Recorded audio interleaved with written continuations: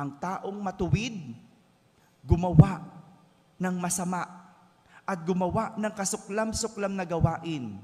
Yan ba ay matuwid? Hindi. Kailanman, walang matuwid ang gagawa ng masama. Walang matuwid ang gagawa ng kasuklam-suklam na gawain. Matuwid na nagpakasama pa. Gumawa pa ng kasuklam-suklam. Kaya mababaliwala ang nagawang kabutihan dahil siya ay bumaluktot. No? Maraming ganyan. May kilala kayong ganyan. No? Yung matuwid naman ang hangarin, pero baluktot ang ginagawa. May kilala kayong ganyan? Meron ako Yung gusto namang tumulong.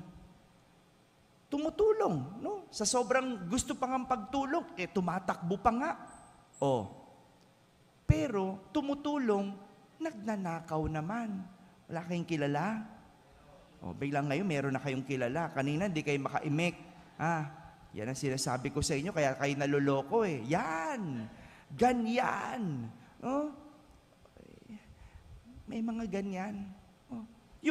May kilala ba kayo Yung gusto mawala ang droga sa Pilipinas, pero ang paraan, baluktot. Ang ganda nun Totoo naman, ayaw natin ng droga. Totoo naman, dapat walang droga. Pero yung paraan, kapag masama, hindi ka pa rin pwedeng maging matuwid. Malinaw ba yon?